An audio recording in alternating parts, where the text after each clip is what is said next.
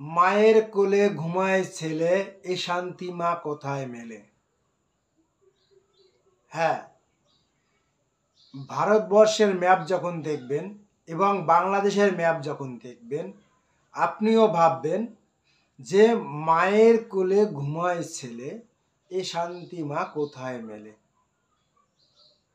বিখ্যাত শ্যামা সঙ্গীত থেকে নেওয়া লাইনটায় আপনি দেখতে পাচ্ছেন ভারতীয় ম্যাপটা, যেখানে মায়ের মতো করে আগলে ধরে রেখেছে বাংলাদেশের ম্যাপকে, যেখানে 71 সালে পড়ে পড়ে মার খাওয়া ওই বাংলাদেশি জঙ্গলিদেরকে বাঁচানোর জন্য এ দেশের সামরিক বাহিনী প্রাণ দিয়েছিল। এ দেশের জনগণ তাদের খাবারের অংশ ভাগ করে ও দেশের ওই নরপিশাচ, নারী ভক্ষণকারী, হত্যাকারী, দাঙ্গাবাজদেরকে খাইয়েছিল।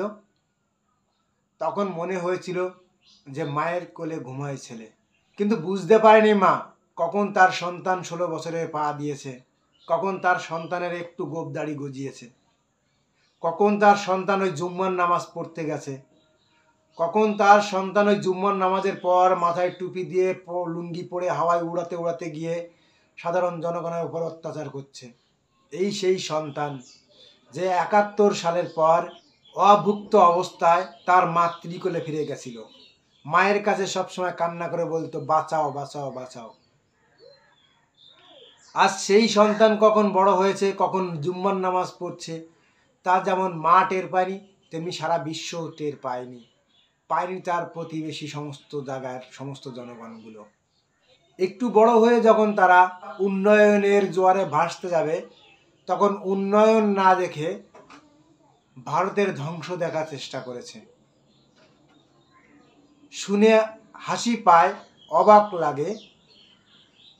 যারা একবেলা এ দেশের অন্ন বস্ত্র না নিয়ে জীবন কাটাতে পারে না, যারা এ দেশের খাদ্য খাবার বা সামরিক সাহায্য না নিলে সোজা হয়ে দাঁড়ানোর ক্ষমতা রাখে না, সেই সমস্ত মৌলবাদীরা এ দেশের জনগণের উপর নাকি অত্যাচার করবে, কোথায় নাকি চিকেন নোক তারা দখল করবে।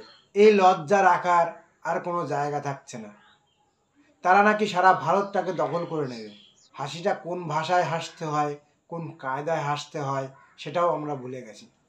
হাসির কোনো ভাষা আছে কিনা, বা হাসির কোনো সিস্টেম আছে কিনা, হাসির কোনো পর্যায় আছে কিনা, সেটাও ভুলে যাচ্ছি। ওই অত্যাচারী ইউনুস এবং ওই মৌলবাদীরা অবশ্যই এই ভিডিওর কেউ না কেউ দেখবে।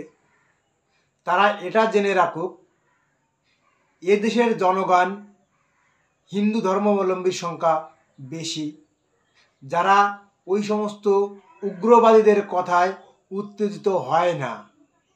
এটা সত্যি কথা। সে দেশের হিন্দু বা সংখ্যালঘুদের ওপর যে অত্যাচার হচ্ছে, তার জন্য তারা অত্যন্ত উদ্বিগ্ন, তারা অত্যন্ত দুঃখ এবং ক্লেশযুক্ত। তারা অবশ্যই প্রতিবাদ করছে, প্রতিবাদ করবে, এবং এদের প্রতিবাদের ফল কত ভয়াবহ হতে পারে তা ও দেশের মৌলবাদীরা, এমনকি ইউনুস তো টের পাবেই, এবং টের পাবে সে দেশের নিষ্পাপ নিরীহ জনগণরা।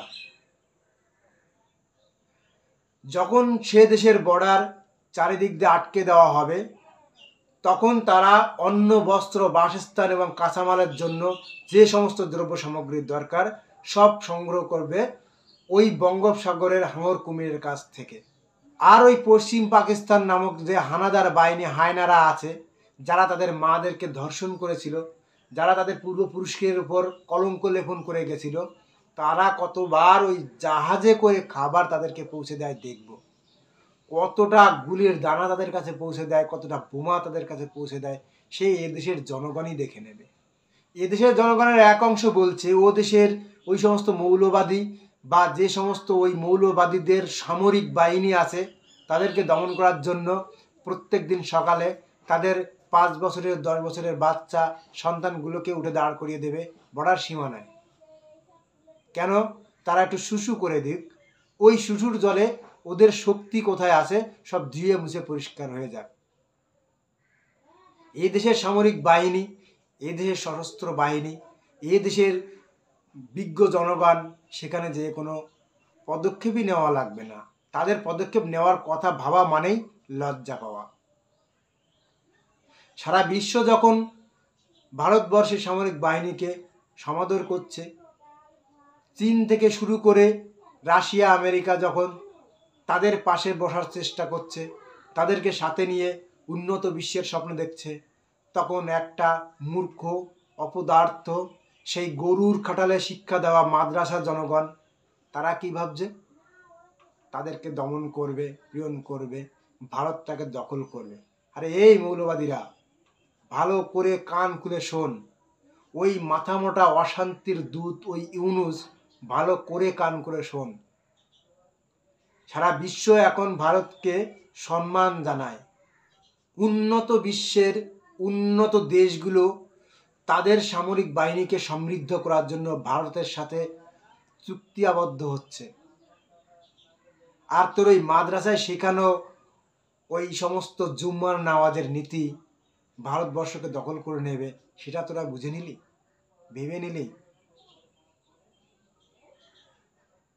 মনে রাখবি, এ কমন ডায়লগটা ভারতের সমস্ত সাধারণ জনগণ, 5 বছরের বাচ্চা থেকে শুরু করে 15 বছরের শিশু অবধি যারা দেয়, যে বাপ বাপই থাকে, ভারত বাপ, তোদের বাপ, জন্ম দিয়েছে, একবার জন্ম দিয়েছে পাকিস্তানদের হাত থেকে, আরেকবার জন্ম দেবে 2024 সালের পরে। তোদেরকে শিক্ষা দেওয়ার জন্য সারা জীবন ভারত মায়ের আসনে বসে আছে, মায়ের আসনে থাকবে। ধন্যবাদ।